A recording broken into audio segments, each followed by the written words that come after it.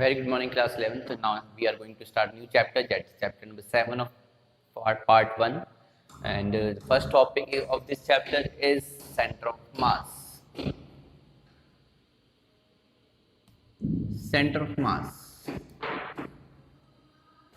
जैसे आप नाम से समझ रहे हैं सेंटर ऑफ मास. अब हम मानते हैं कोई सिस्टम, जैसे ये सिस्टम है और it is consist of large number of particles, बहुत सारे छोटे पार्टिकल्स से बना हुआ सिस्टम है.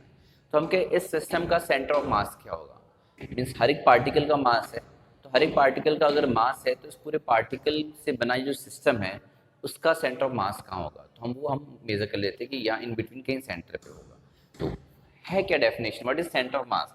Centre of mass is a point where whole mass of the system is supposed to be concentrated, and if we apply the force at that point then the whole system will move in a particular direction. पूरा system, जैसे पूरा system जो है, अगर मैंने centre of मास में force लगाया तो पूरा सिस्टम एक ही डायरेक्शन मूव करेगा. यानी कि मैं फोर्स लगा रहा हूँ, ये आगे जा रहा है पीछे आ रहा है, पूरा सिस्टम एक ही डायरेक्शन मूव करेगा. That point is called centre of mass.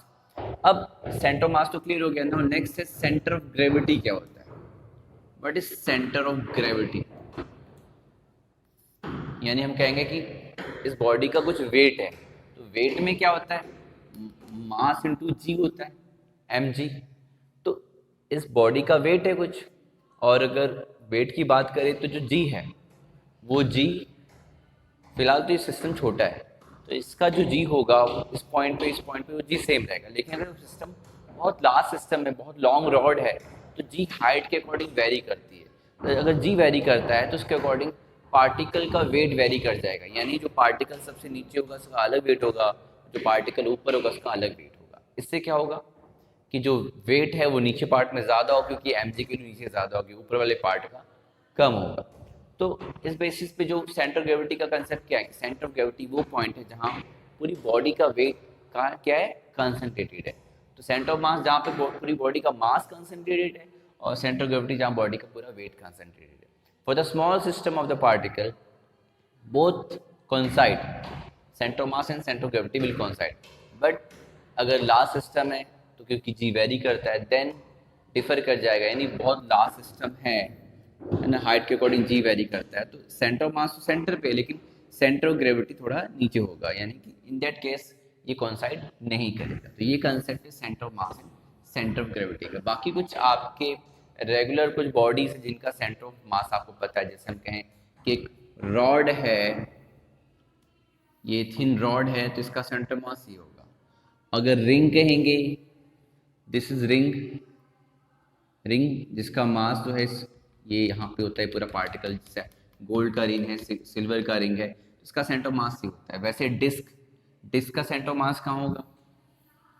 Disc क्या होता है, प्लेन होता है, ऐसे सर्कुलर प्लेन है, ये इसका सेंटर ऑफ मास यहाँ होगा. वैसे अगर रेक्टेंगुलर लैमिना ये प्लेन कहें कि ये रेक्टेंगल है, इसका सेंटर ऑफ मास फाइंड करना है, तो हम क्या करेंगे, ये डायगोनली जहाँ पे पॉइंट मीट करेगा दैट इज सेंटर ऑफ मास. वैसे ही अगर हम कहें कि कोई सिलेंडर है, कोई सिलेंड्रिकल बॉडी ऐसे करके सिलेंडर है, तो ये एक्सिस होती है सिलेंडर की, तो ये इसका सेंटर ऑफ मास होता है. अगर ये मास पूरा सिलेंडर में यूनिफॉर्मली डिस्ट्रीब्यूटेड है तो ये जो होगी सेंटर ऑफ एक्सिस, जो है इस एक्सिस का जो सेंटर होगा दैट इज सेंटर ऑफ मास होगा. और अगर हम बात करें कोन की, है ना, राइट सर्कुलर कोन की बात करें, ये हाइट आप देखते हैं, ये बेस है आपका, ठीक है. तो ये जो एच हाइट है, ओके, तो बेस से अगर आप देखें, बेस से अगर हम मेजर करें तो जो h/4 हाइट होगी, यानी यहाँ पे h/4 बेस, यहाँ पे इस कोन का सेंटर ऑफ मास होगा.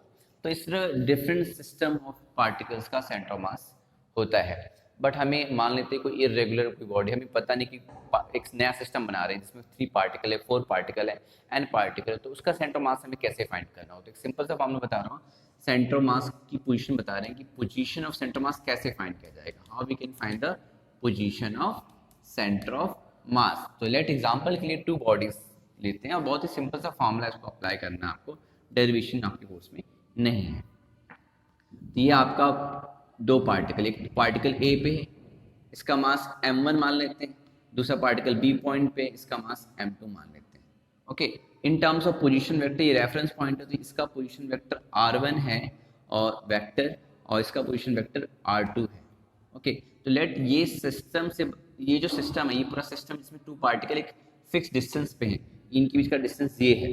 तो जो सेंटर ऑफ मास है वो मान लेते हैं इन बिटवीन कहीं भी दिखा सकते हैं, यहाँ दिखा देते हैं। तो उसका पोजीशन वेक्टर क्या होगा, यानी r of centre of mass का पोजीशन वेक्टर क्या होगा, यानी कि अगर सेंटर ऑफ मास है तो उसका पोजीशन वेक्टर क्या होगा, तो वो हमें फाइंड करना है। तो इसका पोजीशन वेक्टर का जो फॉर्मूला है बहुत ही simple, R C M vector जो होगा वो m1 मास और इनटू उसका पोजीशन वेक्टर प्लस m2 मास उसका position vector upon m1 plus m2। तो ये फॉर्मूला है पोजीशन वेक्टर का। अगर 2 पार्टिकल्स हैं, 3 पार्टिकल्स होंगे तो फिर इसमें m3 r3 करेंगे वेक्टर। ओके, फिर यहाँ पे m3 हो जाएगा। तो अगर n पार्टिकल्स है तो plus on mn rn vector यहाँ पे प्लस ऑन mn हो जाएगा। तो इस तरह ये 3 पार्टिकल्स का हो गया। 2 पार्टिकल्स के लिए आपका इतना फॉर्मूला है कि 2 पार्टिकल्स के लिए। तो ये फॉर्मूला है position vector of the centre of मास के लिए। अब इसको कोऑर्डिनेट फॉर्म में, यानी कि हमें कोऑर्डिनेट दिए हैं क्या, x1 y1 इसका, और इसका दिया x2 y2।